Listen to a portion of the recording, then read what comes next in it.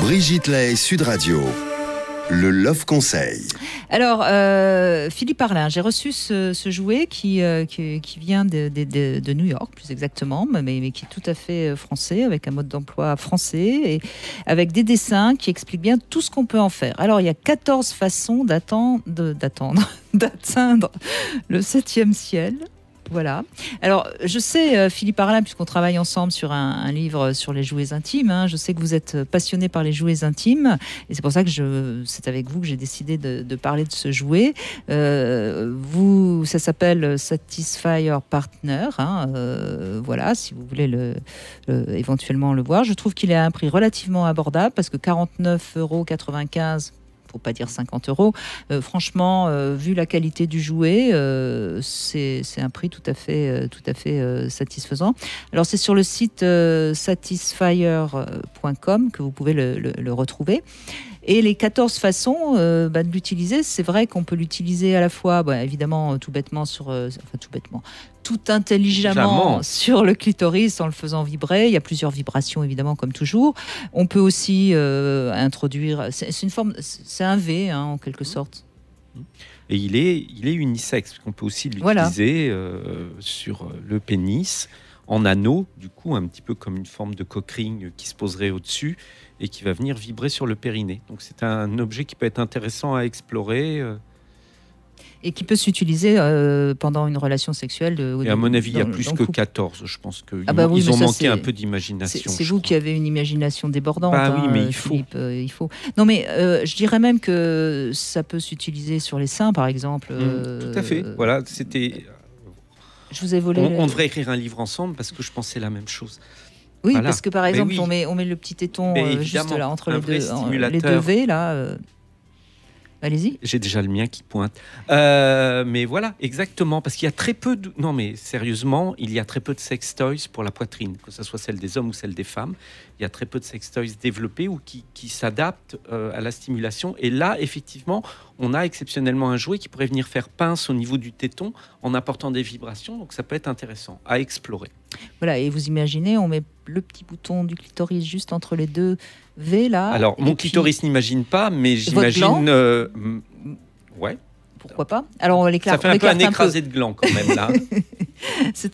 Vous n'êtes pas un écureuil. Voilà, je pense que c'est plus pour la taille d'un clitoris que d'un gland. Non, parce que regarde ça. Oui, on peut faire plein de choses. Je sais pas. Mais c'est intéressant. Vous êtes prétentieux, là, quand même. Ah, regardez, mais je ne prétends rien. Ça s'écarte bien, quand même. Dans ce domaine-là. Voilà, donc c'est vraiment... moi, je trouve que ce genre de jouet, il a aussi l'avantage qu'il est mignon, discret, la couleur est jolie, il est tout rose. C'est vraiment le jouet qu'on peut introduire dans son couple sans que ça fasse peur, parce qu'il y a ça aussi. C'est extrêmement important, et je trouve que le développement des nouveaux jouets va dans ce sens, et c'est vraiment très très bien. Ils sont plus universels, plus adaptés aux deux. Et franchement, mais il reste à le tester. Après, il y a des possibilités vu la forme. Non, mais il est bien. Et puis les vibrations sont bien. Il se rebranche évidemment sur votre ordinateur. Maintenant, c'est pratiquement toujours comme ça que ça se passe. Ne pas recharger au bureau pour autant. Pourquoi pas? Oui. Après tout. Comme vous voulez. Moi, Si c'est pour s'en servir avec sa collègue, il vaut mieux le recharger au bureau. Il pourrait servir de crochet d'escalade. Ça, il faudra demander à Trinidad. Parce qu'à mon avis, en crochet d'escalade, il peut être pas mal. Oui, bon, voilà. Justement, puisqu'il nous reste 1 minute, Marine Gasque, les jouets intimes, ça remonte aussi à la nuit des temps, Alors, figurez-vous qu'on ne le sait pas. Il existe effectivement ce qu'on appelle des sextoys préhistoriques. En fait, donc voilà, ça a une forme phallique plus ou moins impressionnante, parce qu'il en existe quand même des très longs, très larges. Mais on ne connaît pas l'utilité. Ça pouvait être des objets de culte. On ne sait pas si c'était des objets de vénération ou des objets d'utilisation. Oui. C'est comme les menhirs, quoi. Oui. Sur les menhirs, je pense qu'on a moins de doutes. Mais bon. Je sais pas, je vais aller... Quelle gourmande. Bon, en tout cas, on ne sait pas. Ce qui concerne évidemment les jouets électriques, il a fallu attendre l'arrivée de l'électricité. Mais ce qui est quand même intéressant, c'est que dès qu'il y a eu l'arrivée de l'électricité, il y a eu les premiers vibromasseurs. Exactement.